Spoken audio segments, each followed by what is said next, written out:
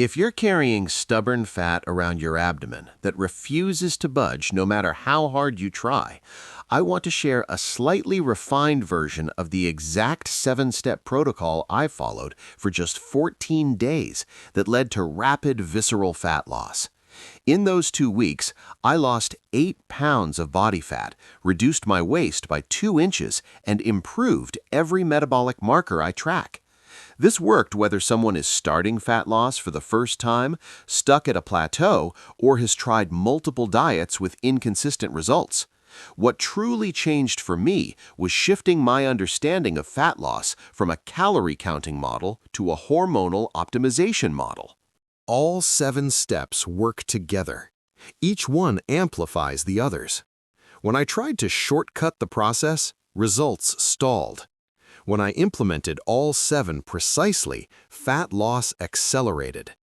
Within just 72 to 96 hours, I noticed a real reduction in abdominal circumference, not from water loss, but from actual fat cell shrinkage. I didn't restrict calories randomly.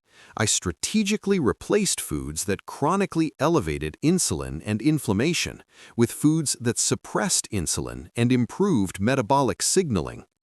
Insulin is the body's primary fat storage hormone. When it's elevated, fat storage is prioritized. When insulin is suppressed, fat burning becomes possible. The first major change was removing foods that kept insulin high and damaged gut signaling. I completely eliminated wheat, bread, pasta, all grains, rice, oats, soy products, pasteurized cow dairy, sugar, artificial sweeteners, and several high-lectin and high-oxalate foods. These foods repeatedly triggered insulin spikes and intestinal inflammation, blocking proper insulin and leptin signaling at the cellular level. I replaced them with low-inflammatory alternatives: cauliflower rice, zucchini noodles, squash, goat and sheep dairy, coconut milk, macadamia nut milk, walnuts, pecans, macadamia nuts, arugula, asparagus, romaine, and butter lettuce. Within 3 to 5 days, digestion improved, bloating disappeared, and waist measurements dropped. The second exchange was removing all seed oils. This step was even more important because fats become part of your cell and mitochondrial membranes for months. I eliminated canola, soybean, sunflower, corn, safflower, grapeseed, rice bran oil, and oxidized fish oil supplements. These oils are rich in omega-6 linoleic acid, which has a half-life in body fat of nearly 2 years and continuously produces inflammatory byproducts that impair insulin sensitivity. I replaced them with stable fats: grass-fed butter, ghee, beef tallow, duck fat, olive oil for low heat, avocado oil, and coconut oil. After a couple of weeks, energy improved, inflammation dropped, and recovery became noticeably faster. The third exchange was removing all sugar and artificial sweeteners. Even zero-calorie sweeteners trigger insulin through the cephalic phase response, disrupt the gut microbiome, and keep cravings alive. I used stevia, monk fruit, allulose, and erythritol instead, which provided sweetness without glucose spikes or insulin disruption. Next came time-restricted eating. I followed an 18-hour fast with a 6-hour eating window every day. Even with perfect food choices, eating all day keeps insulin elevated. Without insulin dropping to baseline, fat loss cannot occur.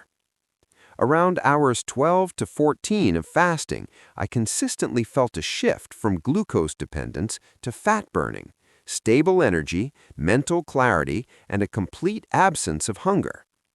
Once per week, I extended the fast to 24 hours. This amplified everything. Autophagy increased, damaged mitochondria were recycled, inflammation dropped, and mental clarity improved dramatically. I consumed only water, black coffee, tea, and electrolytes during these fasts. During my fasting window, I drank 1 to 2 cups of high chlorogenic acid black coffee daily. Chlorogenic acid activates fat-burning genes, enhances liver fat metabolism, suppresses appetite, and improves insulin sensitivity. Medium roast, high-quality, mold-free coffee was critical. No cream, no sugar, no additives. Daily walking played a major role. I walked 20 to 30 minutes after every meal. Muscle contraction pulls glucose into cells without insulin, blunting blood sugar spikes and allowing insulin to fall faster so fat burning can resume. This single habit dramatically accelerated results. Sleep was non-negotiable. I didn't just aim for hours slept, I targeted at least 90 minutes of deep sleep each night. Deep sleep is when growth hormone peaks, cortisol drops, insulin sensitivity improves, and fat breakdown accelerates. I optimized my environment with a cool, dark room, no food 5 hours before bed, nasal breathing during sleep, and consistent sleep timing. The final piece was daily gratitude. Chronic stress elevates cortisol, and cortisol preferentially drives visceral fat storage. Gratitude increases oxytocin, which suppresses cortisol signaling. Every morning and evening, I spent a few minutes genuinely feeling gratitude, not just listing things mentally. This improved sleep quality, lowered stress, and supported fat loss at a hormonal level. After 14 days, the results were undeniable. 8 pounds of fat lost, 2 inches off the waist, fasting glucose and insulin significantly improved, triglycerides reduced, energy stable all day, mental clarity elevated, sleep deeper, hunger controlled, and workouts maintained with faster recovery. This didn't work because of deprivation or extreme exercise. It worked because I aligned my lifestyle with human physiology. Fat loss became automatic once hormones were optimized. The difference between fighting your body and working with it is the difference between frustration and sustainable success.